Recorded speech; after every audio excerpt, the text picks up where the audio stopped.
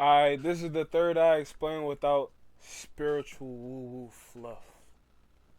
Let's get into it. And in this video, we're going to be breaking down the true meaning of the third eye. There's a lot of spiritual new ageism around the third eye, and there's just not many clear explanations of what this third eye actually is. So in today's video, we're going to be discussing what it is, how to use it, and its powers so you can create a better world and live more in balance and happiness. So let's discuss the third eye. The third eye is simply not really the third, it's actually the first eye. The reason I say that is because this eye is the unchanging witness of your thoughts, emotions, actions. It has been there since you have been a baby, and it's been there up all the way up until now. It is the unchanging witness aspect of our consciousness. Our mind changes. It has many different thoughts flowing through it. However, the unchanging witness of our thoughts has never ever changed. It's always been there, and it's this same eye that witnesses our dreams, our imagination.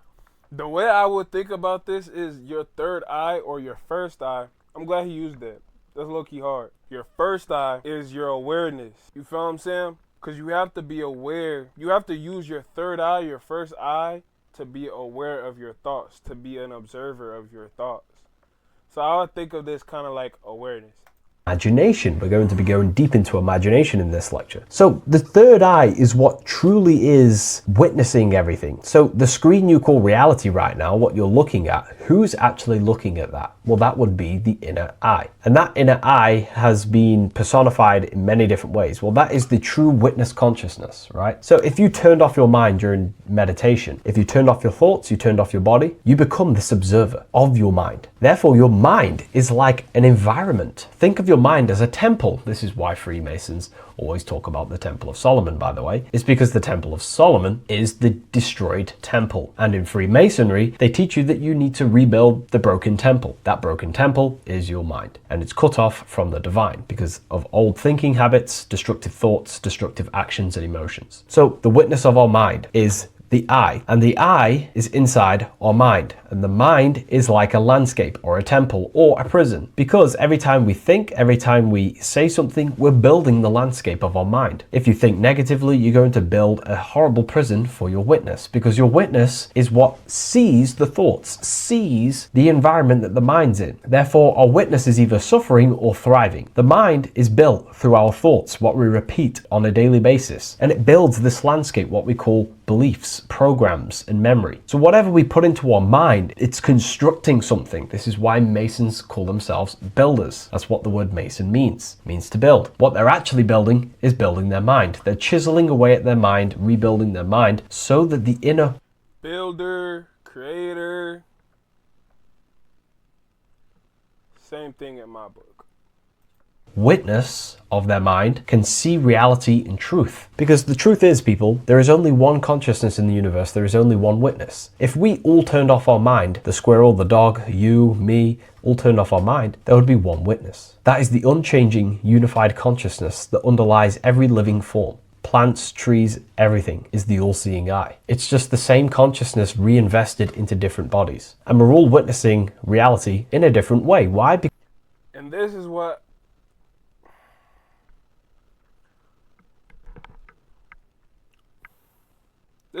damn, is it? Shit.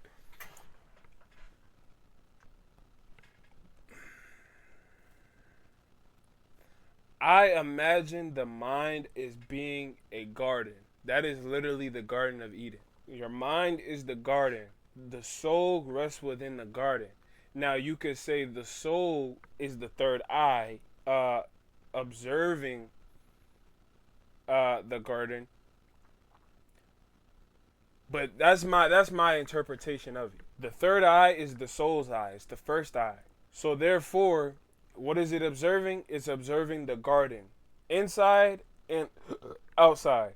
It's either suffering or it's thriving. At the end of the day, it's either suffering or it's surviving. So, peep, if your garden is full of weeds and it's all just low vibrational, your soul is going to be suffering. You're going to lose your soul that way. But if you have a very positive, high vibrational garden, you got all these fruits, it's all beautiful looking, the sun is shiny, you know what I'm saying? It's very healthy in there. it's going to thrive. Same thing. Yeah, I'll leave it to that. Because we all have a different mind. Our minds are all programmed differently. We've gone through different traumas, different experiences in life. However, the truth is, most people identify with their mind, their belief system, their name, their job, their reputation. But if The garden. we turned off our mind, we're all the same underlying witness. And that witness is the silence between thoughts. It is everything. It is the good and the evil. That witness is unity. That's why the Freemasons, all secret societies, even the Egyptians had the all-seeing eye as one eye. It is singular because the one eye that witnesses our thoughts is unified. There is no duality. It's just witnessing. It's oneness. Now, this might be difficult to get your head around if you're new in your journey, but if you can grasp this concept, it's very enlightening. The one eye is the unchanging witness. It's unified. There is no thoughts existing there. It's simply The soul, the spirit, your soul. Your soul is not individual. Your soul is part of the greater collective. Your soul is the direct manifestation of the Creator, God. Your soul's eye is the third eye. The third eye, the first eye. I'm going to start calling it first eye.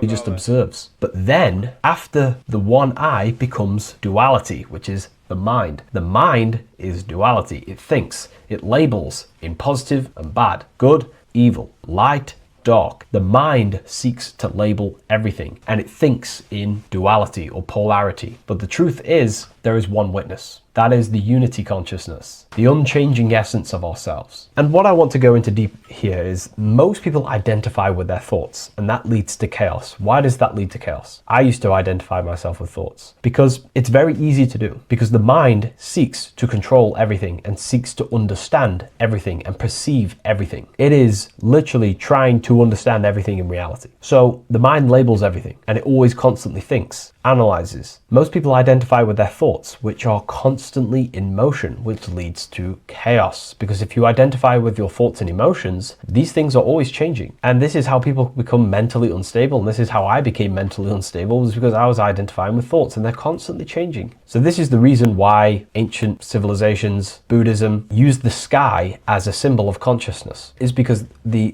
blue sky represents the witness of our thoughts and emotions. And thoughts and emotions are like clouds, how they move through the awareness. So the thoughts are always trying to gain our awareness's perception and our awareness's attention. However, if you feed into them, you'll actually lose yourself because your thoughts are always changing. So the best way to go about life is, and to go about all situations, is about remaining grounded in your identity of the awareness of your mind and not the mind. Because the mind, this is what trips me up. Because at my current level of awareness, current level of consciousness, I'm still at the point where I'm still trying to identify or understand the ego, the identity, the super ego and consciousness. I think I'm still trying to understand all of these. I understand identity, but I don't understand ego.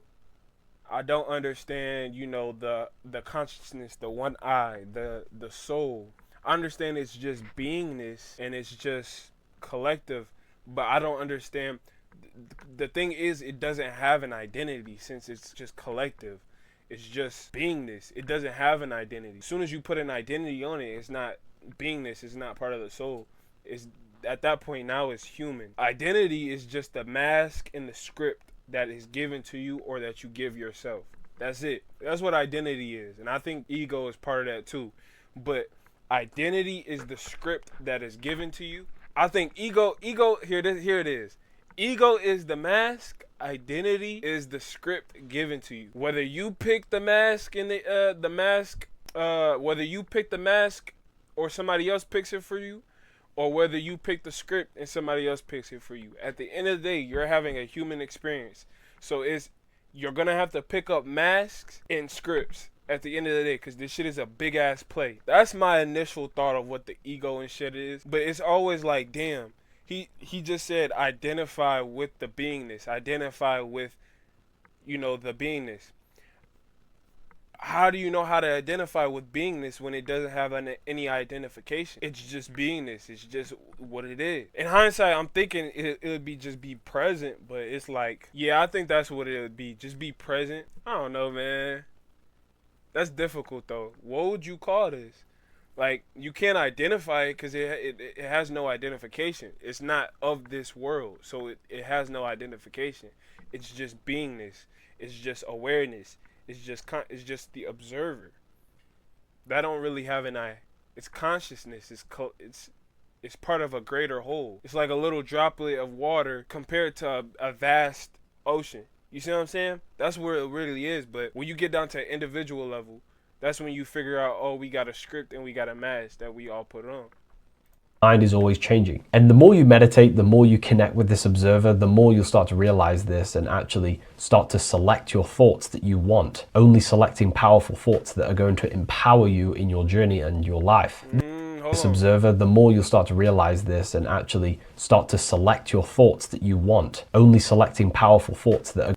Okay, I see what you mean. So operate more in this manner. So in the video previously, we was talking about controlling your emotions. Controlling your emotions, being aware of your emotions. It's the same thing with this. You have to be this. You have to be the beingness, the observer, the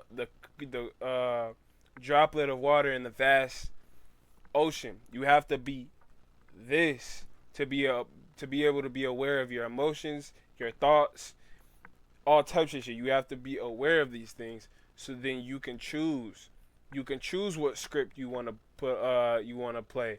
You can choose what mask you want to put on. You can choose these things. At the end of the day, people feel like putting on people feel like you having a mask and having a script is performative. It's not performative. At the end of the day, we all put on masks and we all have a script. Are you going to stick to that script, or do you want to change the script? Are you going to stick to that mask, or do you want to change the mask?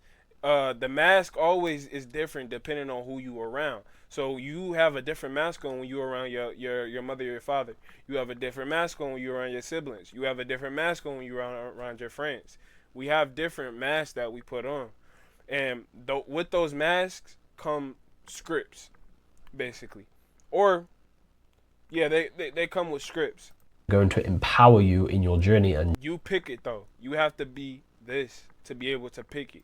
Your life. This is another secret of why the Freemasons show this artwork. It is the witness of the mind turning into duality. Oneness turning into duality. Because the mind is duality. So when you imagine something, this is what we call imagination. If we break down that word, you have I, magi, nation. The sense of self, what you call the I am. The sense of self is the true I, the witnessing, the witness consciousness. And it's not a coincidence that the word I itself to identify myself and the word I, like a physical organ, are the same. I think the English language is probably filled with occult messages. But you can see that the sense of self is the I, not the mind. Anything you label after the I is not the true self. Therefore, in reality, we're all interacting with ourselves. It's like when you have a dream. When you have a dream, the environment that you're in is basically a materialization of your subconscious mind. The people in your dreams are your subconscious beliefs, traumas, emotions, suppressed emotions. You are the witness of the dream, the I, witnessing the dream, and you are also the whole environment. Look at the word environment. It's mental. Your environment in the dream is you, and you're interacting with yourself. And it's the same in physical reality. We are all our individual witnessing consciousness, but all of this witnessing consciousness is just all interacting with itself. In order to perceive this message I'm trying to give you here takes a lot of work in your mind. And this is what Masons and secret societies seek to build.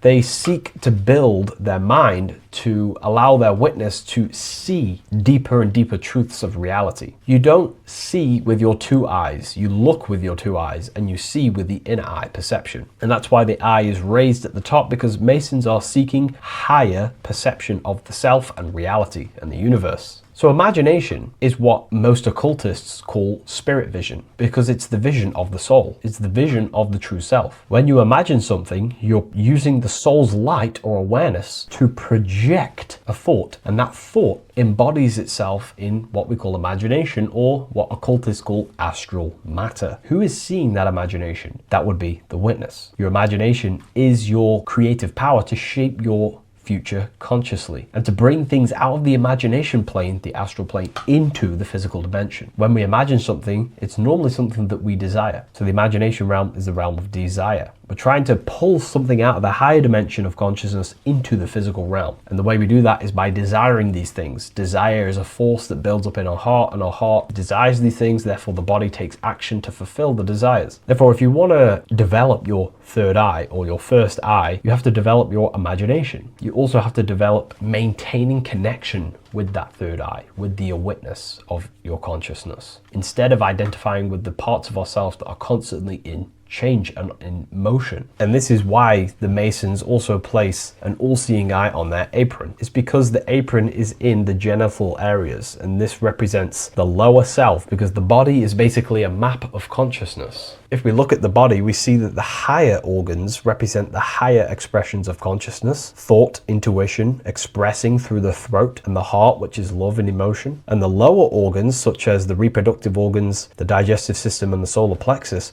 are all to do with survival mode: eating, sex, and power. So they place the apron here to represent gaining mastery over our lower impulses so that you can ascend consciousness. Because you can think with these organs. When you're hungry, you think with your gut. When you want intimacy, you're thinking with your sexual organs. And most people remain trapped in these lower organs. And I don't blame them, because, you know, society is kind of set up in that way for us to stay in base consciousness. However, if you only think with these organs, you act off impulse. Like my old self, I was trapped in chasing material things, only wanting physical pleasure and things to do with these lower minds. If you want to ascend consciousness like I did, we have to gain mastery over these lower thoughts and lower impulses in order to use the full power of our creative aspects of consciousness. If you see that they have an eye on the apron representing staying aware of these lower impulses, because the eye is open, symbolizing it's conscious, it's looking. It's about staying aware so that we do not fall into unconsciousness. Like my old self, I was living unconsciously, thinking, feeling, acting unconsciously, and therefore it unconsciously created my reality, which was chaos, because there was no order in my consciousness. And this is also why Masons or many secret societies use this symbol, the eye in a triangle, because it represents staying conscious of our thought, emotions, and actions, so we can consciously create our reality, and so that we can consciously chisel away at the bad aspects of ourselves. Staying conscious over these three powers, so that we can master ourselves, become a better person, and spiritually develop ourselves. It also represents the three aspects of the soul. Thought. Thought expresses in three ways: the thought, the word, the voice. If you go inside yourself, close your eyes, go inside, how does a thought express itself? We have a thought, we have a word, we have a voice inside of us. It's symbolizing the three aspects. And even if we look at the Egyptians, we see the eye. This is also known as the Eye of Horus or the Eye of Ra, symbolizing the eye, the witness of our consciousness. And these little components to the symbol here represent different aspects of consciousness. This part here would represent the nose, which is smell. The dot, the pupil, represents sight. The eyebrow represents thought, because when we think, we raise our eyebrows. This one represents ear, which is hearing. And this one represents the tongue, taste. This one here represents the finger, which is touch. Therefore, it's a symbol of the eye and the other senses that surround the eye. I don't know about that one. I don't know. That one's a bit wild.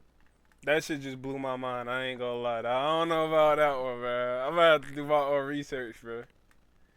I don't know, bro. That shape the eye, that the eye experiences, the unchanging witness experiences these aspects of ourselves. So to develop your third eye, you have to develop your vision of your eye, which is imagination. And if you really want to do that, then start something basic. There's a great saying, if you don't use it, you lose it. Therefore, a lot of people have lost their ability to imagine things and consciously shape their reality through imagination. Therefore, you have to regain the connection to your imagination. And the way you do that is simply just starting very simple. Imagine something that's so easy to imagine, like your room, your layout, your favorite piece of clothing, or simply just a triangle. And the way I like to do it is, when you're imagining something, don't just imagine it as a still image. I like to draw it in my mind. I draw it, it resets, I draw it again. And keep doing this until you see things very, very clearly. And this will help you reconnect. And then the longer you do that, you can move on to more complex things, like imagining walking around your house. And once you do this, you'll fully regain your ability to see with your mind's eye and fully imagine things. And this can really help you in your manifestation, and it's also going to help you with astral projection. projection. So the third eye is not this spiritual new age thing. It's simply just perception of your consciousness. Opening your third eye is about allowing you to see things that other people can't see. When your third eye is open, it just means that you can see through the deceptions of things that other people can't see. Like, for example, the matrix that we live in. If you can see that, that means your third eye, or your mind's eye, can see through the illusions and the programs that other people are stuck in. So I hope this video helps, and I'll see you in the next one. Please leave a like, comment, and share.